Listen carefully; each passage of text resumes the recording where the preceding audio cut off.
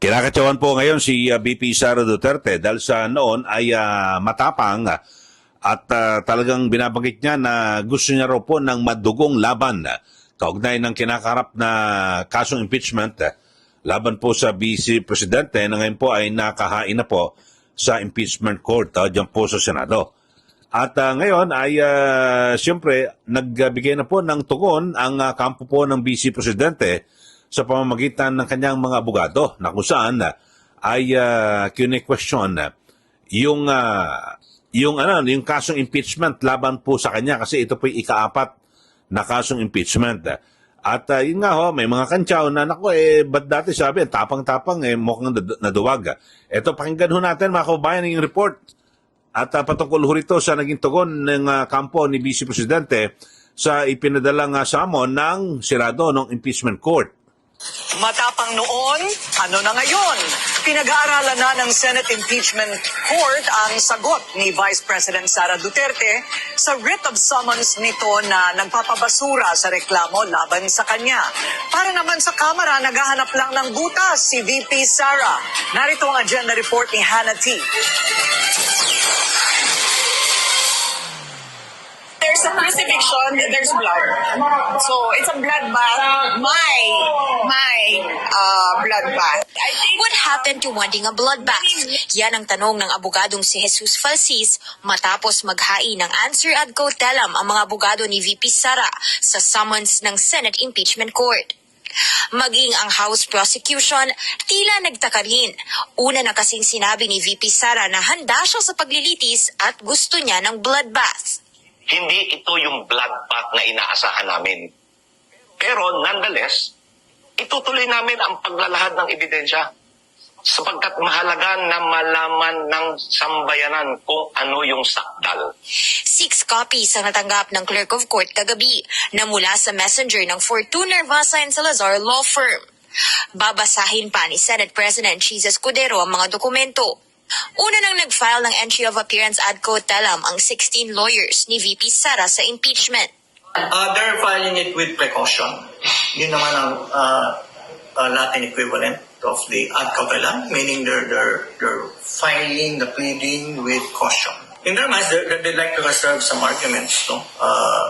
But in compliance with the order of the court, nag-file sila ng answer, but they're expressing that they're doing so with precaution.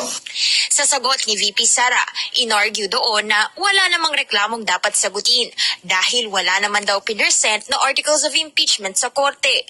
Katunayan daw nitong June 10, sa botong 18-5, iniutos ng korte ang pagbabalik ng mga reklamo sa House of Representatives para kumpirmahing wala silang nilabag na 1-year bar rule o pagbabawal sa paghahain ng multiple impeachment complaints sa isang opisyal at dapat willing mag-pursue ang 20th Congress sa paglilitis. Una nang sinabi ng depensa na void na from the very beginning ang mga reklamo dahil unconstitutional ito. Not guilty ang plea ni VP Sara, but she's not backing down. Sabi ng mga abogado, kailangang maresolbahan muna ang mga legal defense na yan at saka i-dismiss na ang buong kaso. Reaksyon ni Falsis sa isang Facebook post, kunwari matapang, pero sa totoo ay duwag ang kampo ni VP Sara.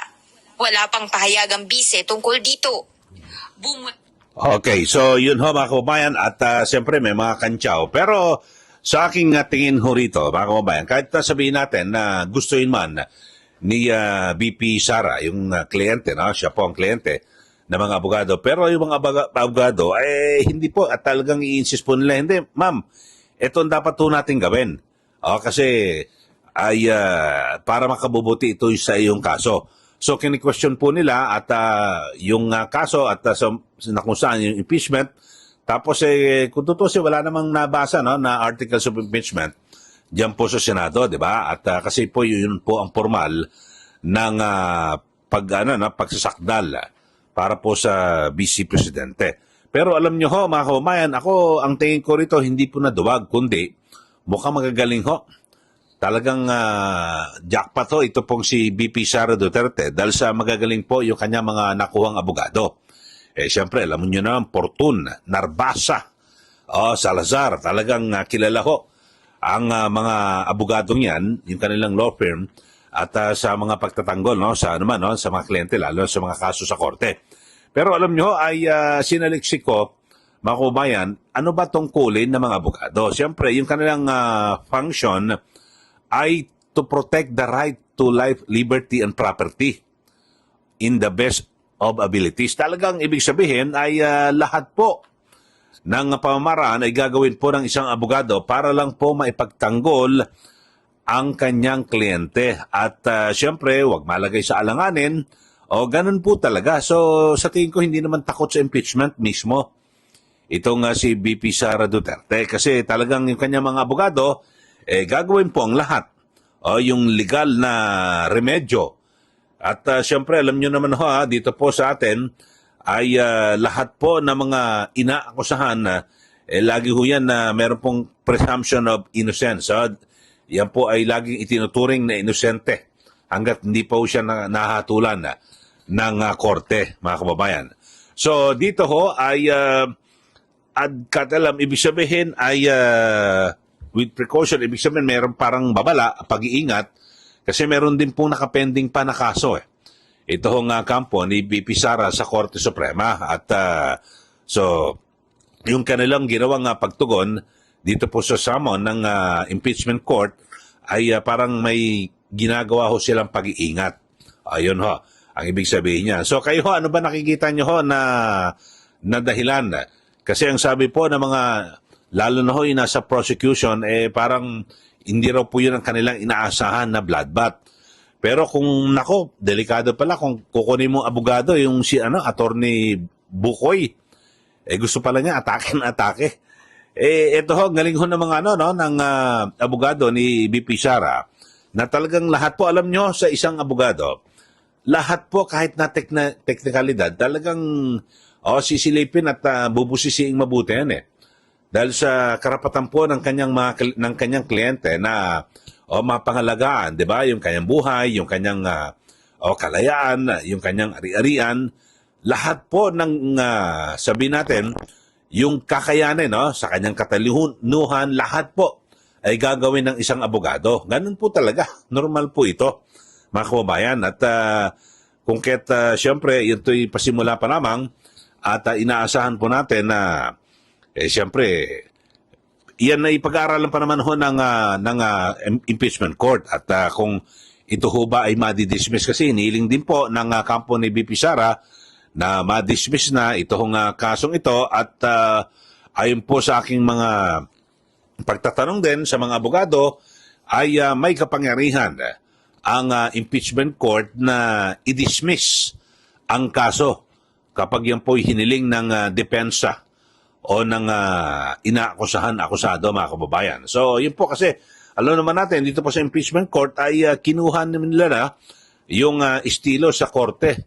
Sa mga korte, mga kababayan, ay talagang pwedeng i-dismiss Di po ba yung kaso kapag yan po ay hiniling ng akusado o ng sa panig po ng depensa kung may makikita ang mga basihan ang isang hukom. Di po ba? Ganyan po ito.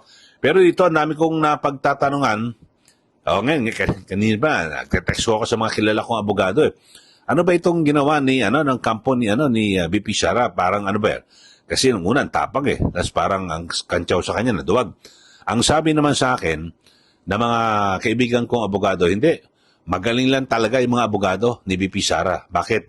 Kasi lahat ng pamamaraan, lahat ng talagang kumaga sa dadaan sa butas ng karayom.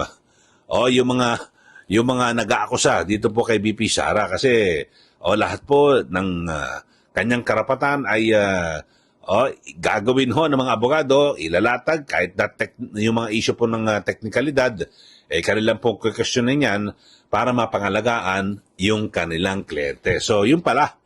So, ganun talaga pala yung mga magaling na abogado. Kaya lang, iba, puro kantsaw, puro sat-sat. Okay, so yun lang ho mga kababayan. At sa mga bago lang po sa ating channel, huwag niyo pong kalimutan na mag-subscribe dito po sa atin at huwag niyo rin pong kalimutan na share at i-like. Ito hong ating, siyempre, pinag-uusapan lagi, lalo na may kinalaman dito po sa ating bansa.